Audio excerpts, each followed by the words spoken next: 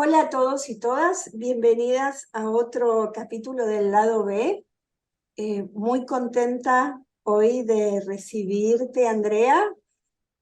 Vamos a hablar hoy de un tema no solo interesante, sino me parece muy importante, y vamos a enfocarnos en los niños, cosa que me encanta. Y te voy a pedir, André, que te presentes y agradecerte un montón que estés hoy acá dándonos esta oportunidad de conocer más profundamente esta temática. Muchas gracias. No, bueno, primero gracias a vos por invitarme eh, y bueno, y por también habilitar este espacio para que también la gente pueda conocer, ¿no? Algunas cuestiones que tienen que ver con el lenguaje, con el habla, que a veces parecen que es muy simple, pero no lo son. Ujú. Así que bueno, mi nombre es Andrea Rascona, en realidad soy profesora de sordos y perturbados del lenguaje. Eh, Trabajo me especialicé a raíz de trabajar con niños sordos. Hace mucho tiempo fui especializándome en las dificultades del habla de los niños, ¿sí?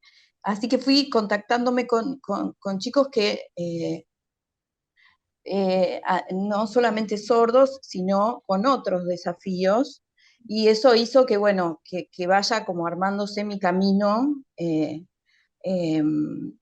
a través de mi profesión y bueno, toda mi especialización tiene que ver con esto, ¿no? De poder eh, ayudar a las familias y ayudar a los chicos a poder desarrollar la comunicación y el lenguaje en chicos que por ahí no les es tan fácil o tienen ciertos desafíos por los cuales no pueden acceder de manera normal, entre comillas, digamos, como lo hacemos todos, ¿no? Antes de empezar, André, que está muy claro, y esto sobre todo lo normal, entre comillas, me pareció muy atinado, te quería preguntar qué, en lo personal, ¿qué te llevó a investigar y trabajar, elegir este trabajo y este servicio también?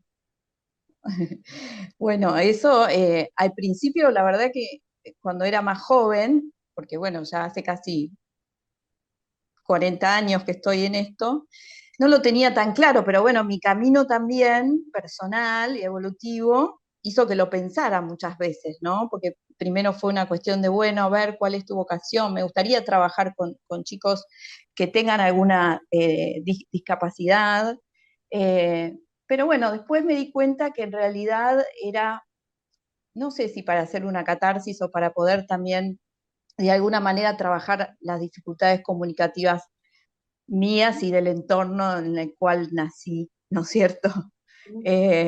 Después empecé a ver eso también, que era un poco para trabajar en eso, ¿no? En mi proceso evolutivo.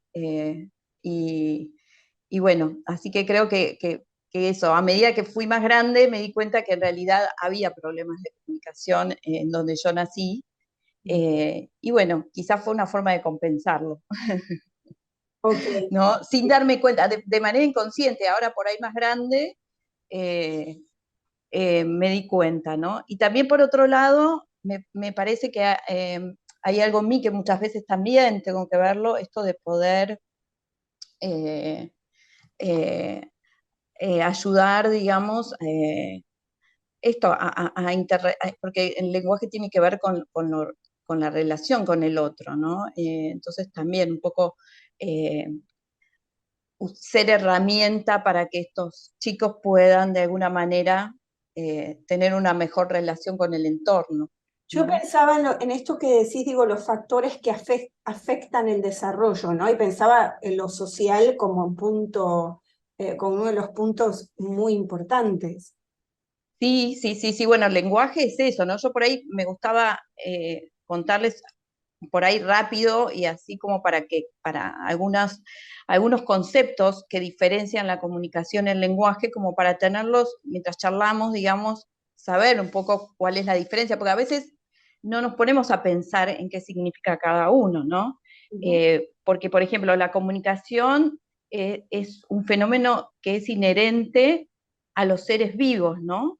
Que mantienen, los seres vivos mantenemos comunicación cuando estamos en grupo, ¿no es cierto? En cambio, el lenguaje es una función neuropsicológica o neurocognitiva superior del cerebro, o sea, están implicadas muchas cuestiones del cerebro, muchos sistemas, entonces es compleja, ¿no? Eh, y por eso es propia del ser humano, ¿no es cierto? El lenguaje. El habla es una manifestación de la lengua, y la lengua es un conjunto o un sistema de formas o de signos que sirven para comunicarse a las personas, a los seres humanos, ¿no? Entonces, si lo vemos desde ese lado, el lenguaje es un proceso incidental porque se aprende, o sea, nosotros no lo aprendemos sistemáticamente el lenguaje, sino que el bebé nace y se empieza, está inmerso en lenguaje, sus papás le hablan todo el tiempo, ¿no? Y se va desarrollando eh, de manera, digamos, incidental, ¿no? ¿Qué implica el lenguaje? Esto que vos decías, permite no solo la comunicación entre las personas, sino conocer el mundo, ¿sí? Porque yo a través del lenguaje puedo preguntar, puedo escuchar una explicación, bueno, millones de cosas. Fundamental, el lenguaje desarrolla el pensamiento, ¿sí? Entonces, cuando nosotros, algunos sistemas del lenguaje, por ejemplo, el lenguaje de señas, ¿no? Que esto es bastante controversial, porque, bueno, también ahí hay como eh, filosofía de pensamiento, ¿no? Pero bueno, el lenguaje de señas, hay un montón de palabras que en el lenguaje oral son simbólicas o implican situaciones simbólicas que no están en la lengua de señas. Entonces, el lenguaje desarrolla el pensamiento.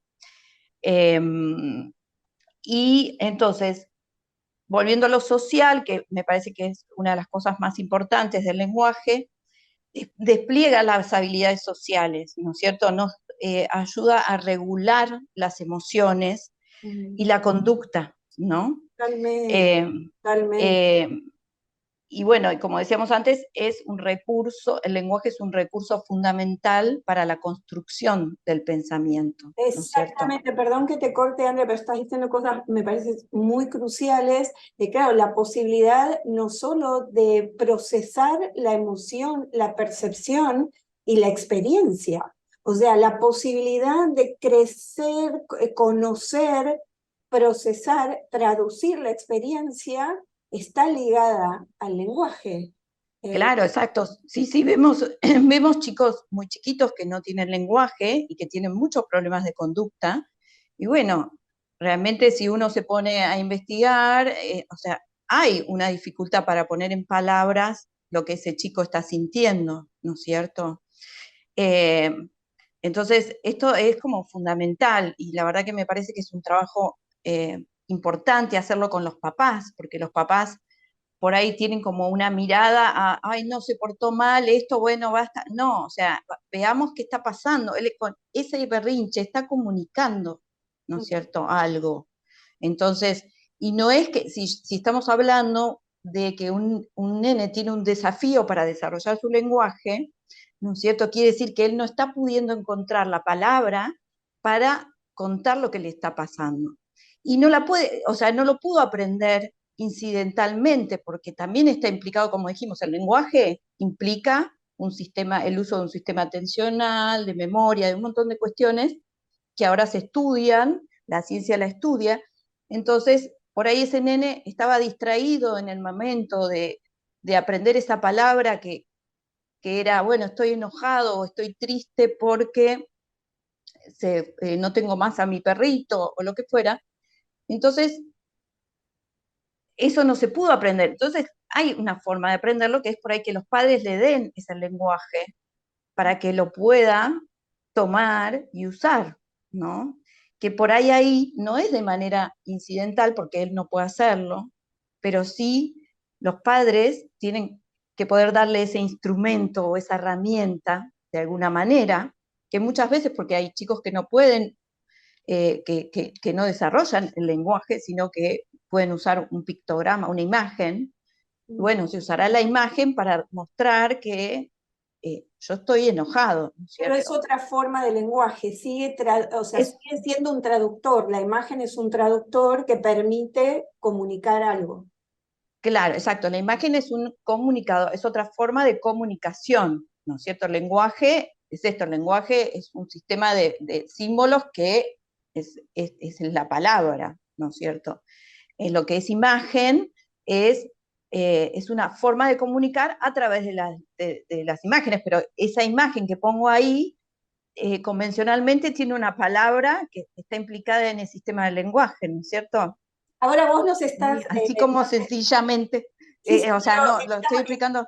está muy claro, André, porque nos está llevando como al principio de que podamos conectarnos con esto de cuando se incorpora, porque de adulto, bueno, ya está, ya lo tenemos incorporado, pero digo, volver, Claro. desandar y pensar como un niño que por ahí naturalmente no tiene ninguna dificultad y lo va haciendo naturalmente. ¿Qué pasa cuando un niño algo se dificulta? Y ahí sí te quería preguntar cuáles son los componentes que pueden dificultar la incorporación del lenguaje en tu experiencia en el consultorio, que es enorme, ¿no? Toda tu experiencia, que es mucho tiempo. Bueno, o sea, primero, principalmente las primeras, que son las que descartamos, digamos, es que haya algo físico, fisiológico, como una hipoacusia, ¿sí? La hipoacusia es un niño hipoacúsico, eh, ya sabemos que no va a desarrollar el lenguaje de manera natural, ¿sí? De todas maneras, en este momento hay un montón de tecnología que ayuda, pero siempre va a necesitar una estimulación que acompañe ese desarrollo, porque el lenguaje, nosotros muchas veces no pensamos lo vasto que es, y es enorme. Para los que estudiamos lenguaje nunca terminamos de aprender porque siempre hay más y más, ¿no?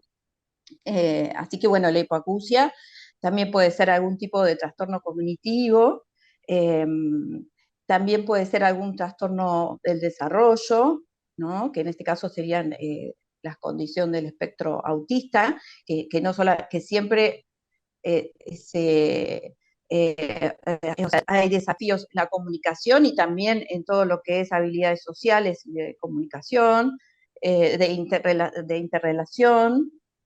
Y después también hay, bueno, trastornos mentales y también muchas veces pasa que no hay ninguno de estos desafíos y simplemente hay una dificultad en el desarrollo del lenguaje, puramente, ¿no?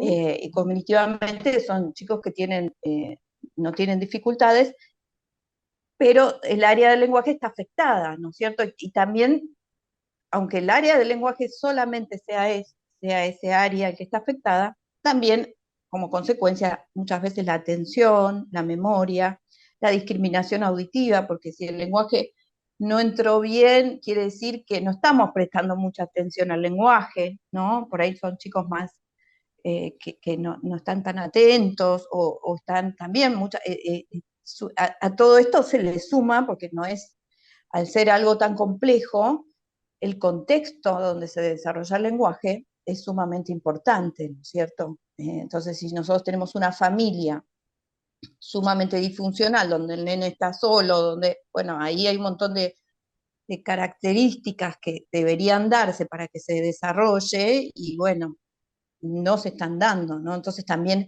es súper importante y yo creo que es una de las primeras cosas a las cuales uno habilita como herramienta, es, bueno, ver cómo funciona esa familia, porque ese nene va a necesitar ciertas cuestiones familiares que lo ayuden, ¿no es cierto? Eh, y para Y nosotros, ahí es donde entras vos, digamos, claro, a tratar de hacer ese puente. Digo, qué trabajito el tuyo. claro, bueno, eso a mí me gusta mucho, ¿no? Y me parece que eso también es una nueva mirada que se está teniendo ahora, ¿no? Que antes por ahí cada una de las especialidades, como la fonoaudiología, la psicopedagogía, digamos, trabajaban más cada uno desde su consultorio, digamos. Entonces acá vemos la importancia de que el padre, la familia, tenga herramientas, ¿no? Y que esto yo vengo desde siempre luchando por esto de, bueno, que el papá esté en la sesión, que el papá vea cómo ese nene, ordenándose algunas cosas de su entorno, él puede comunicar, como sea, ¿no? Porque muchas veces los padres queremos que el nene que no habla nada diga, oh, mamá, por favor, dame agua, ¿no? Y bueno, un nene que no habla no puede decir eso, sino que hay todo un proceso y para que ese proceso se desarrolle implica un montón de cuestiones, ¿no es cierto? Y que también que implican que los padres muchas veces no conocen la forma de comunicar. Y por ahí yo me doy cuenta, o los profesionales que trabajamos con chicos con dificultades, nos damos cuenta que antes de hacer caca, él va y se toca la panza o llora o hay una comunica de alguna manera que él quiere, quiere ir al baño, ¿no es cierto? Entonces, ni muchas veces los padres eso no están atentos a esa comunicación, ¿no? Porque estamos esperando el lenguaje.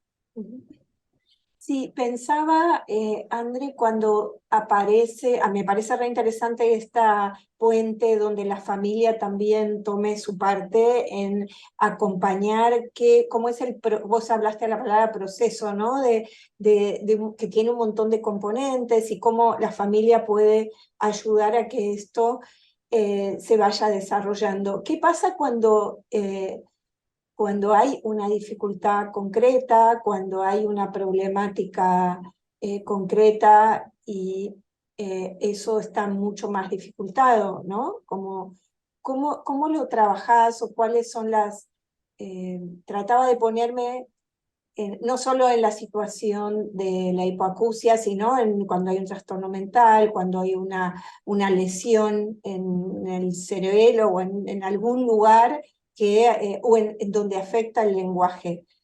Ahí, cuando hay una dificultad concreta, digo, ¿cómo se manejan ustedes? ¿Cómo se puede estimular igual el desarrollo?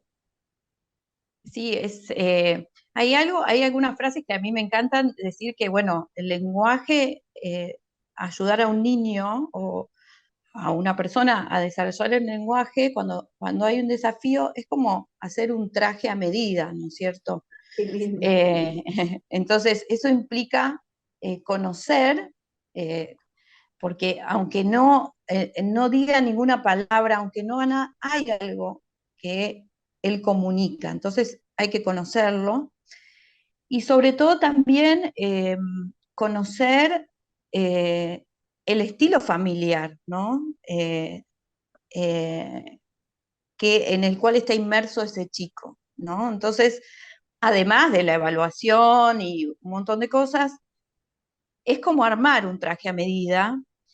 Y otra cosa que me gusta decirle a los padres es que la información es poder, ¿no es cierto? Entonces, yo tengo que saber, como familia, más allá, o sea, por supuesto los terapeutas que trabajamos con el nene, que también eso implica jardín donde va, o la maestra, si va a natación, si va, ¿no es cierto?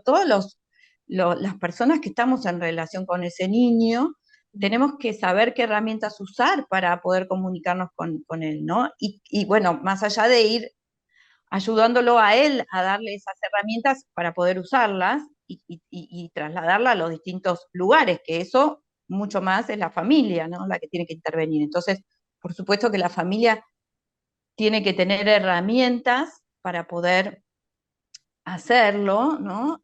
Y bueno, esas son inmensas, o sea, por eso digo, es como un traje medida, depende de cada chico, algunos usarán imágenes, otros por ahí pueden usar gestos, otros pueden combinar gestos y más palabras. Eh, Ahora, bueno, hay un montón de dispositivos tecnológicos para chicos o para personas también adultas que no pueden usar el lenguaje verbal. Eh, y bueno, todos los agentes que estamos alrededor del niño, conocer eso y saber cuál es el mejor para él, el que le es más simple para comunicar, ¿no? Porque muchas veces decimos, ay, no, los papás tenemos esta cosa de, bueno, enfocar en lo pedagógico, pero bueno, en realidad el niño está inmerso en la sociedad, o sea, él necesita comunicarse a dónde va, si va a natación con el profesor, si va, ¿no es cierto? Sí, pensaba, Andrea, esto que decías, que me parecía un componente muy importante, que es lo del traje a medida, me parece una imagen muy, muy clara, pero también que los que están alrededor y estamos alrededor, digamos, las personas que formamos o no formamos parte del entorno, este movimiento que tenemos que hacer los demás, ¿no? Como que esa flexibilidad de que eh, tenemos algunas cosas diferentes, que no somos todos, no todos tenemos el mismo ritmo, porque esta manera de vivir que tenemos es como que, bueno, todos tenemos que hacer lo mismo en el mismo tiempo, ¿no? La escuela tiene un poco eso, ¿no? Como, bueno, hay que amoldarse a este cuadradito y entonces todos tendríamos que hacer las cosas de la misma forma, con lo cual genera una sensación de quedarse afuera y obviamente si ese proceso es más lento o con dificultad, ahí te iba a preguntar por este tema las consecuencias de eso, pero me parece que el movimiento del entorno, el movimiento social hacia y acomodarse y predisponerse a una apertura más creativa hacia a la posibilidad de la comunicación, ¿no? Esto me parece fundamental y ahí te iba a preguntar también qué pasa con estas emociones que se pueden instalar cuando realmente empieza a haber una dificultad y el chico se puede sentir como afuera porque, bueno, él no logra lo que los demás logran. Y entonces pensaba en la frustración, en la autoestima, ¿no? ¿Qué pasa con esto, con el chico y la familia también cuando alguien no logra lo esperado, entre comillas, ¿no? Claro, bueno, acá también hay varios puntos, ¿no? Si empezamos por los padres, bueno, es importante que los padres hagan un duelo eh, en su narcisismo, ¿no? De Qué su hijo importante ideal. eso que decís, qué importante. Eso es importante y es difícil, ¿sí? Porque muchas veces no todos lo pueden hacer rápidamente ni al mismo tiempo, pero que ellos tienen que saber que en la medida o en el tiempo que tarde su duelo también ellos van a poder acercar más herramientas a su hijo para poder acceder más rápido, digamos, a esto, a comunicar lo que le está pasando, porque si no, realmente es difícil, ¿no? También saber que, bueno, muchas veces los padres esto, ¿no? Estamos mediados por la vara del colegio y la realidad es que no es, el niño tiene varios ejes y uno es el colegio, pero después está la vida en familia, el club, ¿no es cierto? Un montón de cuestiones eh, y que no todo es el colegio, ¿no? Y que en realidad el colegio o los resultados que tenga el colegio dependen un montón de lo que el nene pueda actuar o usar fuera de ese ámbito, ¿sí? Porque, bueno, algo que es fundamental son las funciones ejecutivas, ¿sí? Entonces yo siempre digo, un nene que vos le decís prepara el jugo y no sabe ni siquiera dónde está la jarra o dónde está no tiene ni idea de qué hacer, pero después ese nene en la escuela resuelve un montón de cosas perfectamente, ¿no? Entonces, ahí uno le plantea a los padres qué es lo que ellos quieren, ¿no? Porque la realidad es que, bueno, funciona muy bien en la escuela, pero no lo están invitando porque hay un montón de habilidades que no tienen que ver con lo pedagógico, que no se están dando, ¿no? Y que en eso está implicado la familia, porque si yo estoy llevando a mi hijo a hacer tratamientos o tiene una maestra integradora, o perfecto, muy buenas notas en la escuela, pero después el nene está todo el día sentado sin comunicarse, sin tener experiencia, ¿no? Y como dijimos en un principio, el lenguaje, que es simbólico, se aprende mediante la experiencia, no hay otra forma, ¿no? Entonces, cuando a él le llegue un texto donde tengas cierto nivel de simbolización, quizás no lo pueda entender, no solo porque no comprenda el lenguaje, sino porque hay un montón de experiencia que él no vivió, ¿no? Y esto es como lo más difícil de hacer entender muchas veces a la familia. ¿Por qué esto? Porque el lenguaje es natural en nosotros, se desarrolla normalmente y muchas veces no nos ponemos a pensar todas las implicaciones de cosas que salen en milésimas de segundo, que el cerebro lo hace en milésimas de segundo y que en ese nene no lo está pudiendo hacer y que necesitamos de alguna manera crear un andamiaje para que pueda hacerlo, ¿no? Entonces, bueno, ahí es eso, por eso digo, es mucho de la familia, ¿no? Es mucho de entender que el lenguaje es simbólico, entonces si hay una dificultad con lo simbólico, necesito visualizar para poder comprender, ¿no? Sí, pensaba qué importante esto que Mm. decís de lo simbólico, porque en realidad tanto el lenguaje como otras formas que nos permiten eso, simbolizar, nos permiten transitar la experiencia. O sea, eso hace que además de poder estar en el mundo y tener un sistema de comprensión y de comunicación con el otro, eso me integra al grupo, me integra, o sea, es realmente la posibilidad de nombrar y decir, de hecho, bueno, después de grandes, cuando hacemos terapia nos damos cuenta la posibilidad de nombrar, ¿no? Y de decir, Lo que nos está pasando y cómo en el cuerpo. eso como que nos permite ir además incorporando niveles de experiencia, de comprensión, algo que se complejiza mucho. Entonces digo, me encanta cómo lo contás porque vas desgranando algo que es mucho más complejo Esto, por ahí tengo un ejemplo de un pacientito que empezó este año, Mm. que está en la sala de 4, ¿no? Entonces yo siempre, lo vi a fin de año y yo siempre, en el periodo de vacaciones, le digo a los papás que me tienen que mandarlo a la colonia, que a mí me parece la colonia de vacaciones deportiva, es como toda una experiencia ejecutiva para el niño, y los profesores de educación física tienen una forma tan diferente a la que tenemos los terapeutas, que es todo ganancia, ¿no? Entonces, bueno, lo hicieron, entonces me contaba, el nene está hablando un montón, pero bueno, él contaba que tenían que pasar un puentecito en la colonia y que él cuando empezó, se movía un poco, cuando todos empezaron a pasar y él se subió, y cuando se subió se dio cuenta que se movía mucho y empezó a gritar, malo, malo, malo, ¿no? Entonces todos lo miraban y no, malo, no, se fueron y lo dejaron a él y él lloraba y decía, malo, malo, malo, ¿no? Entonces, bueno, un poco ahí grafica esto que decimos, ¿no? Para él la palabra malo es algo que para él no está bien, pero en realidad el lenguaje para ese momento es otro, ¿no es cierto? Entonces, ahí trabajé un poco con los papás esto de, bueno, en realidad, ¿no? Es que porque él le dice malo a todo, me dicen los papás, a todo lo que no le gusta, ¿no? Se golpea y le dice a la mesa malo, ¿no?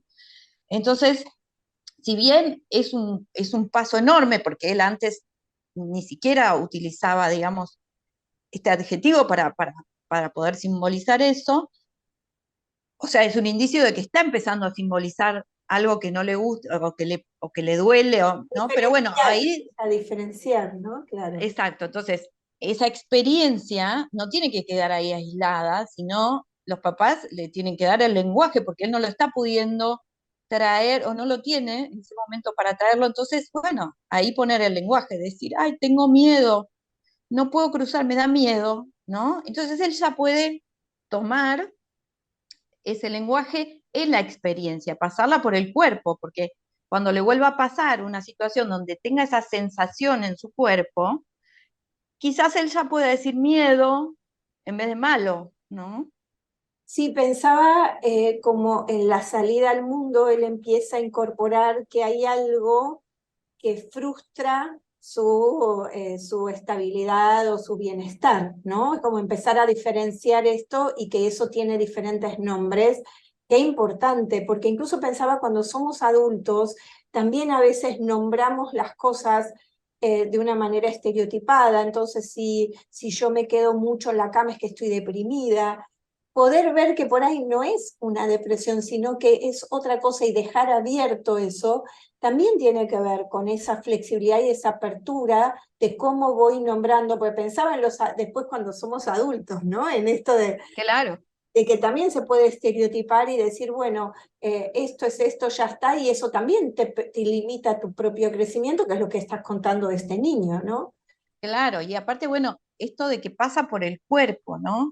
Ponerle lenguaje, sentir la sensación que tengo en el cuerpo y ponerle el lenguaje, ¿no?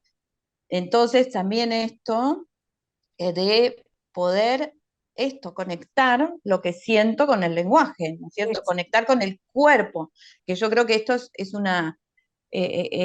algo que, bueno, por ahí ahora lo estamos empezando a ver más como sociedad, ¿no? Porque si no, antes era todo muy mental.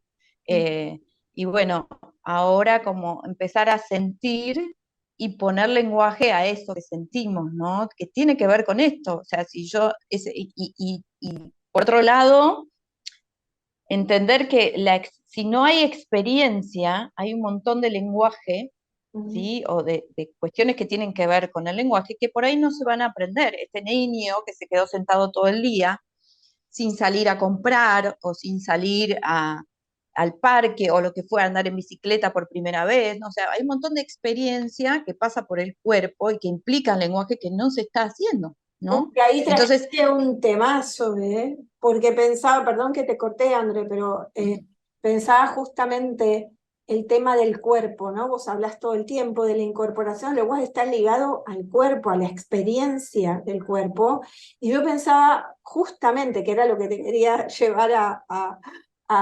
preguntarte, claro, el tema ahora de la tecnología y los niños metidos en la tecnología muy prematuramente. ¿Cómo era para vos esta experiencia, ¿no? El tema de la tecnología y la falta de experiencia, de poner el cuerpo en la experiencia.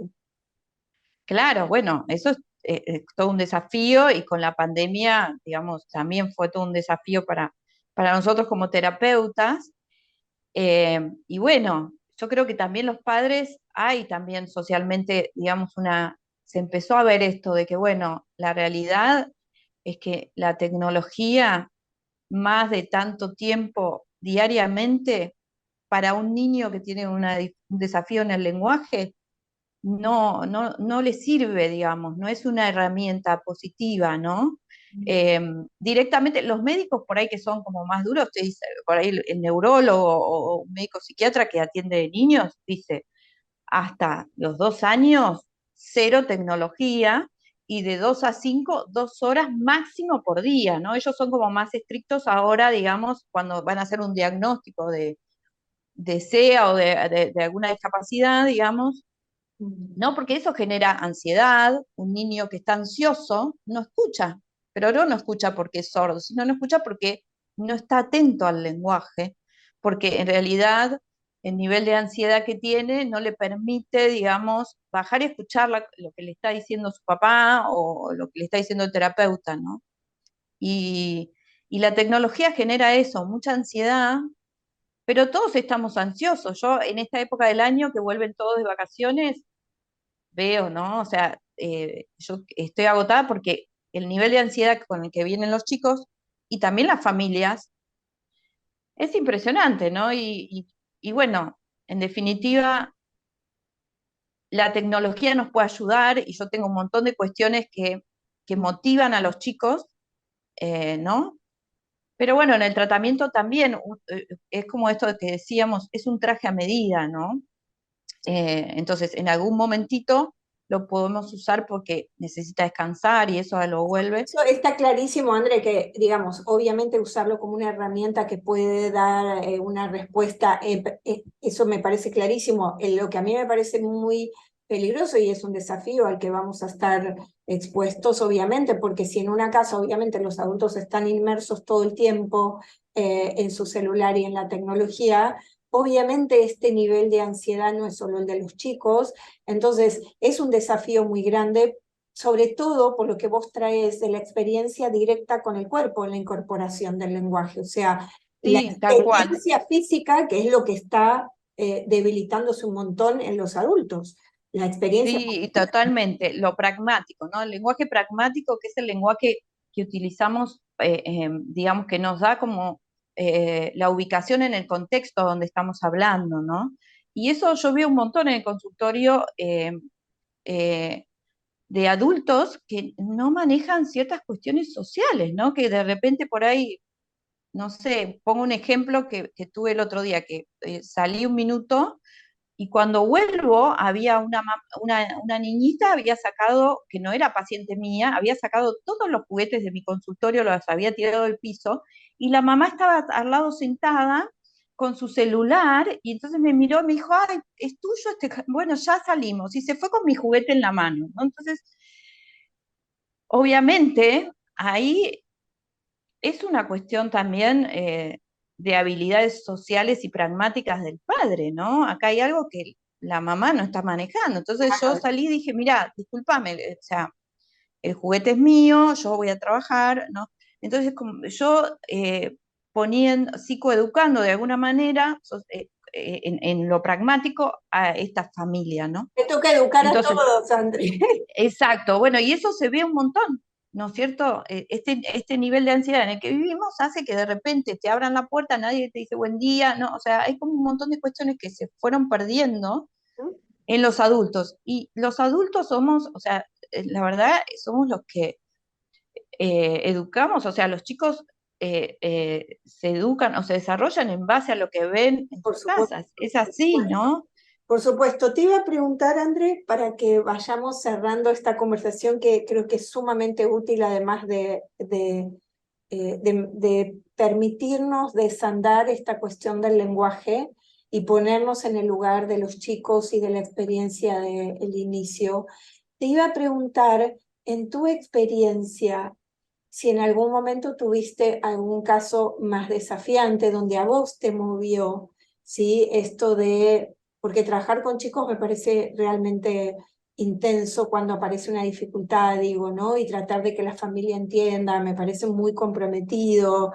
Eh, ¿Hubo algún momento, algún caso así que te tocó especialmente o que te llevó mucho más trabajo y te sentiste muy involucrada porque era más complejo, por alguna razón, te movió a tener que buscar otras herramientas? Bueno, eso quería, que debes tener un montón de casos, pero quería que si nos compartías alguno. Sí, bueno, uno de mis primeros casos domiciliarios era un nene con CEA, estaba en el espectro, era un niño con condición del espectro autista. Y bueno, la verdad que fue un desafío enorme porque, bueno, yo siempre digo que gracias a él accedí, digamos, o tuve contacto con un montón de gente que sabe tanto y que me enseñó tanto. Y bueno, yo estaba en ese momento, tenía como la bandera de que este chico tiene que hablar, no puede ser, bueno, estaba, ¿no? Era mucho más joven y por ahí no tenía en ese momento tanto conocimiento, digamos, de otras herramientas de comunicación. Y hasta que llegué, digamos, o sea, pasé por todo, hice, no sé, millones de cuestiones de supervisiones con gente, de lenguaje, hasta que llegué a una persona que es una de las personas que más sabe en Argentina de la condición del espectro, y me dijo, Andrea, este nene está muy bien, está perfecto. Lo que vos tenés que hacer es saber que todo lo que vos estás haciendo hace que ese nene tenga su cerebro en movimiento y que no se siga deteriorando y que quizás vos podés trabajar para eso, ¿no? Que ese es tu objetivo, porque quizás si vos estás mirando el objetivo del lenguaje verbal, te vas a quedar ahí y vas a sentirte frustrada y no. Yo había gastado tanto dinero en supervisiones y porque yo no, bueno, eh, pero yo veía una cosa que no. Y bueno, y la verdad que cuando él me dijo, yo me quedé, aparte yo sentada con unos nervios en su estudio, ¿no? Me parecía que, aparte hoy en día, que lo veo a veces en charlas que da internacionales y qué sé yo, dije, ay, yo estuve cuando tenía 20 y pico de años con este señor que me dijo esto, ¿no? Eh, Así que bueno, igual, bueno, después la verdad que ese niño estuvo muy bien, o sea, hizo su recorrido dentro de esto, ¿no? Y eso me sirvió para esto, ¿no? Del traje a medida, de realmente correrse uno, digamos, de este nivel de expectativa o de lo ideal, ¿no? Y saber que escuchar de alguna manera, con la sensación, con la percepción y a ese chico y lo que necesita, ¿no? Eh, Así que bueno, eso fue una experiencia que me marcó un montón. Y es el día de hoy que siempre la recuerdo, porque llegué hasta esta persona y para mí que es como un dios, ¿no? Y que él me haya dicho esto, eh, bueno, y a partir de ahí, ahí cambió, digamos, ahí yo me pude flexibilizar, porque yo también venía de una, o sea, de mi formación con sordos, también era muy estricta y rígida, porque para que un sordo hable en esa época era como muy estructurado, es muy estructurado. Entonces, ahí yo pude también flexibilizar mi cabeza, mi forma y empezar a abrirme a otras cuestiones comunicativas, ¿no?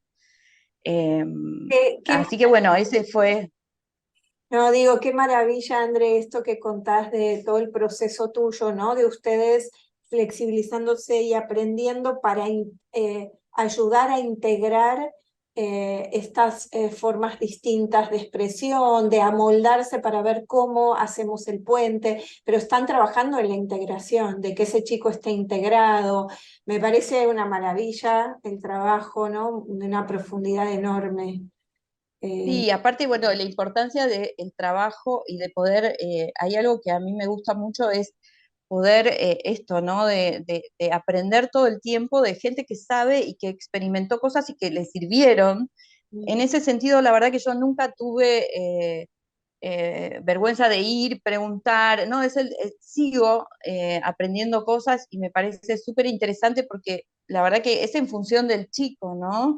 Entonces muchas veces yo me pongo en qué diría él si me tuviera que decir algo, ¿no es cierto? Entonces, nada, bueno, busquemos entre todos, ¿no? Yo no soy la dueña del saber, ni nadie lo es un trabajo en equipo porque es tan difícil y uno acá apenas habló de algunas cuestiones, pero bueno, hay un montón de cuestiones de motricidad, ¿no? De conducta de social, un montón de cosas, Bien. ni hablar de lo pedagógico, entonces es un trabajo en equipo y bueno, todos tenemos que ir para el mismo lado de alguna manera.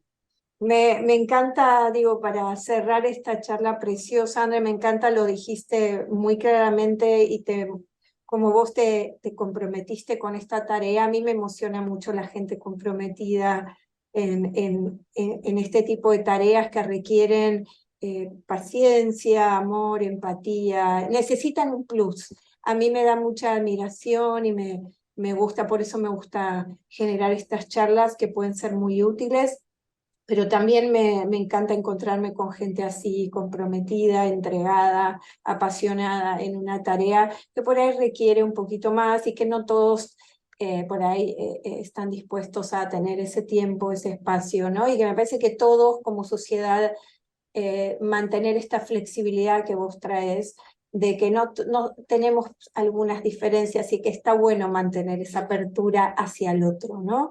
Y yo fomento Claro. esto en este espacio, así que fue clarísimo todo, Andrea, agradecerte, que por supuesto después pondremos ahí cuando lo subimos donde te pueden encontrar también en las redes o donde vos digas.